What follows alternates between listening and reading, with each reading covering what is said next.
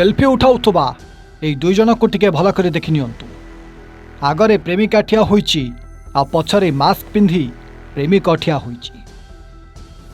दर्शक बंधु ये होची प्रेमिक जार ना होची सांटू, जे कि एही झियो को भल पाउथुला। विवाहर प्रतिश्रुति देई झियो सहित शारीरिक संपर्क मध्य रखिथिला, किंतु एबे कुआडे पछ घुंचा दउची। हाँ आज्ञा, झियो आ पुओ फेसबुक रे कथा होउतुले। फेसबुक रु दुई जनकर बंधुता होइतिला, पर प्रेम संपर्क रे बदली जाइथिला। दुई जन प्रेम करबा आरंभ करिथिले। एमिति कि एही सांटू प्रेमिका को नहीं अनेक थर शारीरिक संपर्क मध्य रखिथिला। बाहागर प्रतिश्रुति देई झियर इज्जत को नैथिला, किंतु जेतेबेले झियो विवाहर कथा उठाइथिला सेतेबेले पुओ कुआडे झियो को बाहा हबनी कही कुआडे छु हो जाइछि। दर्शक बंधु, खबर अनुसार सोनपुर जिलार एही युवती जनक आज थाना को आसीचंती। आ थाना रे आसी एमिति गोटी गोटी करी सबु प्रेमिकर कहानी कहिबार लागिचंती। प्रेमिक हौ मयूरभंज जिला झारपोखरिया थाना अंचलर युवक सांटू। सांटू को फेसबुक रे प्रेम करुथुले। फेसबुक पर दुई जनकर देखा होइतिला आ दुई जन देखारे शारीरिक संपर्क मध्य गढ़ी उठितिला, किंतु सेठी प्रेमिक बाहागर प्रतिश्रुति देई सबुकिछि लुटि नै गला परे प्रेमिका बाहा को कहला परे प्रेमिक एबे पछगुंचा देउछि। घरे मना करुचंती कही बापा भाई माँ समस्ते मना करुचंती कही सांटू एबे बाहाबा को मना करुछि। जापर दर्शक बंधु, प्रेमिका किछि सही न पारी सीधा थाना को दौड़ी आसीछि। आ थाना आगरे पुलिस आगरे गोटी गोटी करी प्रेमिक सांटूर कहानी कहिबार लागिछि। तेबे ए नहीं थाना रे ए युवक जनक एक लिखित अभियोग देखा बेले पुलिस युवती प्रतिक्रिया एवं अभियोग पत्र को भित्ति करी घटना तदंत आरंभ कर जनापड़ी। देखा बाकी रहा केबे पुलिस सांटू को निज हेफाजत को आणुची, केबे पचराउचरा करुची आ मामलार समाधान केबे कर जाउची। सर मु भुवनेश्वर माने गोटे एटर पुओ को भल पाउतले बेलबरियार फेसबुक जरिया भल पाउतले सर। से फेसबुक रो कथबार्ता हैला पर गोटे वर्ष पर मते देखा कला सर। देखा कला पर मते ता गाँ को आने की मो सहित शारीरिक संपर्क रखिला।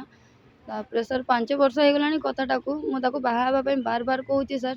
सी कहूची मो माँ आ मो भाई मो फैमिली मना करछुंती मैरिज पई। सर एते बुझेइला पर ताको मो एठू मते जतबे मो घर बाहर कर देले सर। से मो माँ को फोन करके कौन नहीं कौन कहला पर्सनल कथा गुड़ाक सब कहला।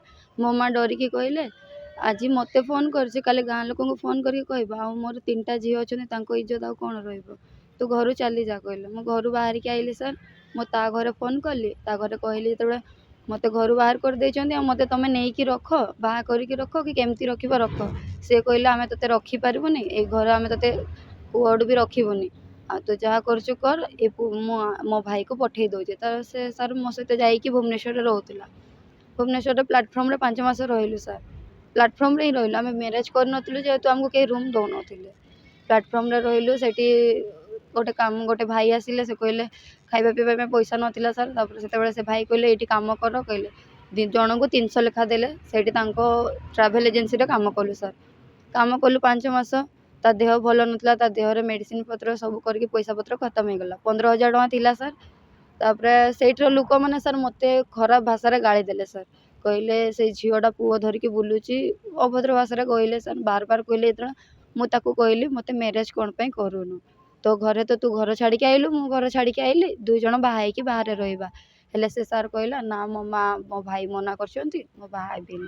तापर मु जीआरपी थाना रे कंप्लेन देली सर।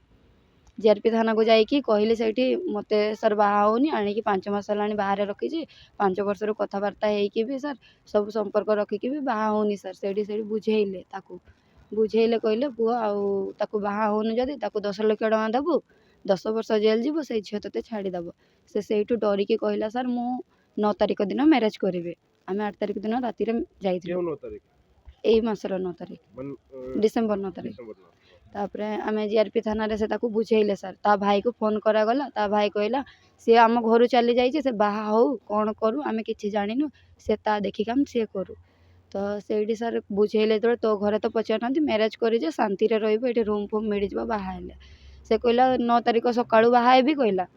जीआरपी थाना रे कहले सर बाहा के आसिक एठी छिड़ा हबो देखैबा हमको एठी के आसीबो।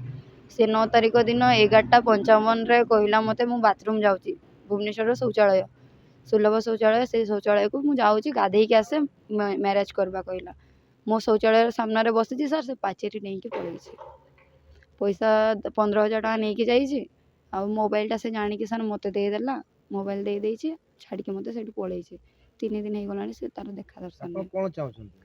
ମୁଁ ସାର୍ ମୋ ସହିତ ଯେହେତୁ ଏତେ କରିଛି ତା ପାଇଁ ମୋର ପାଠ ପଢ଼ା ଗଲା ମୋ ଫ୍ୟାମିଲି ଗଲା ମୋର ସବୁ କିଛି ଗଲା ଇଜ୍ଜତ ଗଲା ମୁଁ ତାକୁ ମ୍ୟାରେଜ୍ କରିକି ଖାଲି ରହିବା ପାଇଁ ଚାହୁଁଛି ସାର୍ ଆଉ କିଛି ଚାହୁଁନି ବର୍ତ୍ତମାନ ସେ ପିଲା କୋଉଠି ଅଛି ବୋଲି ଆପଣ ଜାଣୁଛନ୍ତି ମାନେ ଖବର ପାଇଛନ୍ତି ନା ନାହିଁ? ସାର୍ କାଲି ତା ଭାଇକୁ ଯେତେବେଳେ ଆଣିକି ରଖିଦେଲେ ଏଇଠି ଥାନାରେ ତା ଭାଇ ମିଛ କଥା କହିଲା ଯେ ମୋତେ ଫୋନ୍ କରିଥିଲା ଲେକିନ୍ ସେ ଫୋନ୍ କରିନି ତାମିଲନାଡ଼ୁ ଯାଇଛି କହିକି ଡାଉଟ୍ କଲେ ସାର୍ ମୁଁ ସେଇଠିକି ଆମେ ଆଗ ଥର ବି ଯାଇଥିଲୁ ଥରେ ତାମିଲନାଡ଼ୁ ତାଙ୍କ ମାଲି ଫୋନ ଆପଣଙ୍କ ପାଖରେ ଅଛି ବୋଲି ଆମେ ଶୁଣିଲୁ। ଆଜ୍ଞା ସେ ନିଜେ ଦେଇକି ଯାଇଛି ସାର୍ ଫୋନ୍ଟା ଦେଇକି ଯାଇଛି ସେ କହିଲା ଫୋନ୍ଟା ରଖିଥା ଫୋନ୍ ପେରେ ସାର୍ 2,000 ଟଙ୍କା ଅଛି ସେ କହିଲା ଟୋଟାଲି ପଇସା ନଥିଲେ କୁଆଡ଼େ ଯିବ ଭାବିକି ସାର୍ ସେ ମୋବାଇଲଟା ମୋତେ ଦେଇକି ଗଲା ଆଉ ପଇସା ପତ୍ର ନେଇକି ପଳେଇଛି